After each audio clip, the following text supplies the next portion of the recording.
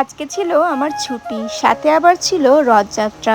রথ দেখার জন্য আমি দিদার বুনি মিলে বেরিয়ে পড়ি পাড়ার মোড়ে। তারপর দেখো একটা ছোট্ট বাচ্চাকে দেখতে পাই ছোট্ট রথ চালাচ্ছে।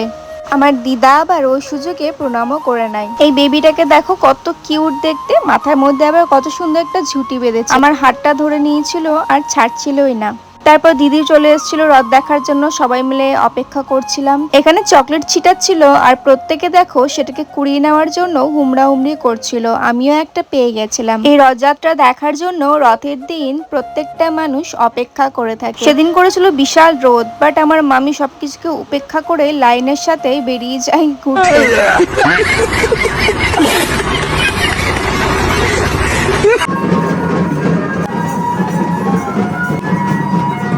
তো হাই বন্ধুরা, আমি মৌমিতা, তোমাদের সবাইকে ওয়েলকাম আমার আজকের রথযাত্রার মিনি ব্লগে। রথের দড়ি ধরার জন্য এখানে আমার বুনু তো একদম হুমড়ে পড়েছিল। তারপর দেখো আমার দিদাও ধরে নিল।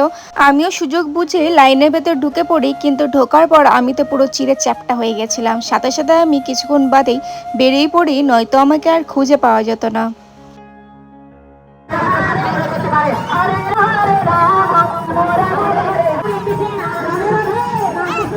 তোমরা কারা কারা রথযাত্রা আর রথের মেলা দেখতে বেরিয়েছিলে কমেন্ট বক্সে জানিও তো। যে দুটো মহিলা দৌড়ে দেখবে লাইন ধরছে, হ্যাঁ গাইস, ওইটাই আমার দিদি আর বোন। একদম ঠিক টাইমে আমি ক্যামেরাটা অন করেছি, নয়তো ওদেরকে ধরতেই পারতাম না যে দড়ি ধরার জন্য এভাবে ওরা দৌড়াচ্ছে। এখানে আমাদের হিরো মদন দাদু চলে আসে হাই করতে করতে রথের ওপর থেকে। আমার দিদা আবার সুন্দর করে দেখি এসব দেখছে, মনে মনে খুবই আনন্দ হচ্ছে। সত্যি বলতে পার্সোনালি আমার এত ভিড়ভাড়টা একদমই পছন্দ না, মেলা টেলাতে যাওয়াও পছন্দ না। খুব নেওয়ার দরকার না পড়লে আমি বাড়ি থেকে বেরোই না।